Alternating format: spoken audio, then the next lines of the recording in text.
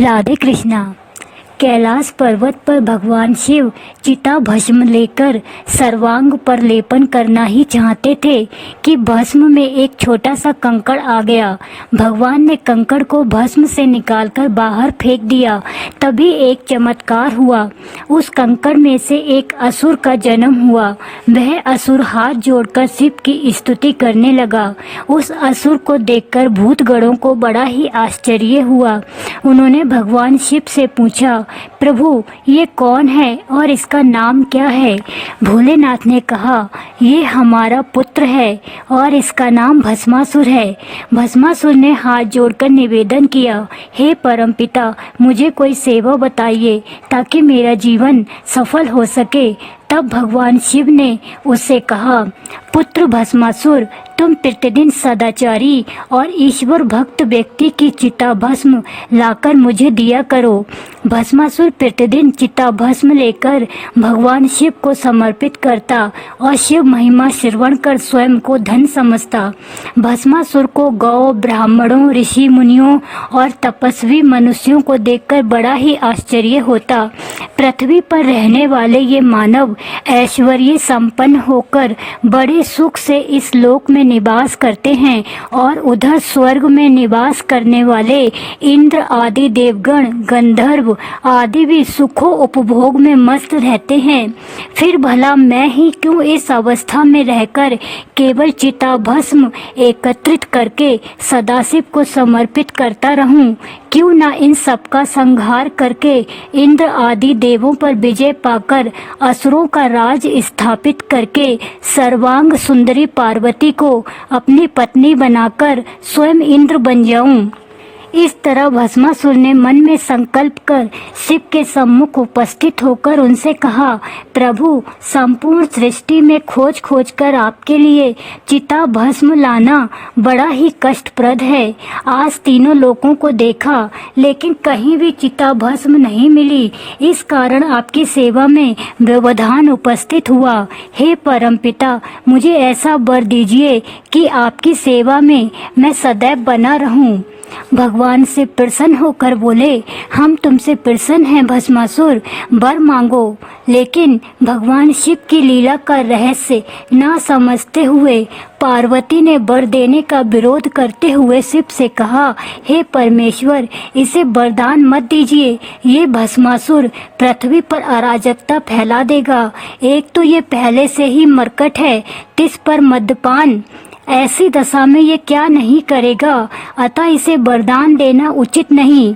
भोलेनाथ ने कहा, उमा, ये हमारा पुत्र परम भक्त है, ये अनाचार नहीं करेगा। फिर उन्होंने भस्मासुर से कहा, पुत्र, मांगो, क्या चाहते हो? भस्मासुर प्रसन्न होकर बोला, प्रभु, जिस व्यक्ति के मस्तक पर मैं अपना हाथ रखूं वह उसी क्षण भस्म हो जाए। फलस्वरूप आपके लिए चिता भस्म लाने में कोई बाधा उत्पन्न नहीं होगी। भगवान शिव ने कहा, तथास्तु। अब तो भस्मासुर प्रतिदिन भूलोक पर विहार करता और ऋषि मुनि, तपस्वी, भक्त, ब्राह्मण आदि को खोजकर उन्हें भस्म करता और कैलाशपति को बड़ी नम्रता से चिता भस्म अर्पण करता। भस्मासुर के इस अत्याचार से सारी सृष्टि प्रभावित होने लगी। ऋषि मुनि, देवी देवता सब भयाक्रांत हो गए। भस्मासुर का कार्य निर्बाध गति से चलता रहा। फलस्वरूप वह बहुत मदान्ध हो गया। अब उसे अपनी शक्ति पर गर्व होने लगा। यहाँ तक कि उसके विचारों में भी परिवर्तन होने लगा। पहले मैं इंद्र आदि देवों को भस्म करूँगा, फिर शेषशाही विष्णु को। भोलेनाथ तो बूढ़े हो चुके हैं, लेकिन पार्वती अभी भी तरुण हैं एवं त्रिभुवन सुंदरी भी हैं। अतः अंत में मैं भोलेनाथ को भी भस्म कर दूंगा और पार्वती का हरण करके सारे विश्व का सम्राट बनकर उनको अपनी सम्राज्ञी बनाऊंगा। भस्मासुर का संकल्प जानकर पृथ्वी कांप उठी। ऋषि मुनि, तपस्वी, देव आदि भयभीत होकर ब्रह्मा जी से मिले और उनसे सारी व्यथा कही। ब्रह्मा जी सबको लेकर विष्णु जी से मिले। विष्णु जी शिव के पास जाकर कहने लगे, हे देव, आपने ये क्या किया? आपके वरदान से भस्मासुर ने अत्याचार करना शुरू कर दिया है, इसे संभालिए, अन्यथा मुझे तो आपका भविष्य भी अंधकार में दिखाई दे रहा है। शिव ने हंसते हुए कहा, आप तो स्वयं अंतर्यामी हैं, फिर भी चिंता की बात नहीं है। भस्मासुर का अंत समीप ही है। इसी समय भस्मासुर चिता का भस्म लेकर कैलाश पर आया। उसे देख शिव क्रोधित होकर बोले, अरे दुष्ट, मैंने तुझे चिता भस्म हेतु वरदान दिया था, लेकिन तूने उसका दुरुपयोग करते हुए पृथ्वी पर अराजकता फैला दी। तब मदहोश भस्मासुर कहने लगा, हे भोलेनाथ, अब आप वृद्ध हो चुके हैं, पार्वती अभी सुंदर हैं, आप उसके लायक नहीं रहे, अतः पार्वती मुझे दे दीजिए, अन्यथा मैं आपको ही भस्म कर दूंगा। इतना कहने के साथ ही वह शिव की ओर दौड़ पड़ा। ये दृश्य देखकर पार्वती अपने भवन में भाग गई। भूतगण इधर उधर दौड़ने लगे। भगवान शिव जंगल की ओर भागे। भस्मासुर उनका पीछा करने लगा। भगवान शिव भला भस्मासुर के हाथ कैसे आते? वे उसे कभी समीप दिखाई देते और दूसरे ही क्षण वे कोसों दूर हो जाते। उधर पार्वती विष्णु जी से प्रार्थना करने लगी, हे प्रभु, इस संकट से रक्षा कीजिए। पार्वती की प्रार्थना सुनकर भगवान विष्णु तुरंत मोहिनी रूप धारण कर भोलेनाथ और भस्मासुर के मध्य आकर खड़े हो गए। लावण्यमयी मोहिनी को देखकर भस्मासुर ने शिव का पीछा करना छोड़ दिया और वहीं रुक गया। उसकी स्मरण शक्ति मोहिनी ने हरण कर ली। फिर मोहिनी ने नृत्य करना प्रारंभ कर दिया। मोहिनी को नृत्य करते देख भस्मासुर के कदम मोहिनी के ओर बढ़ने लगे।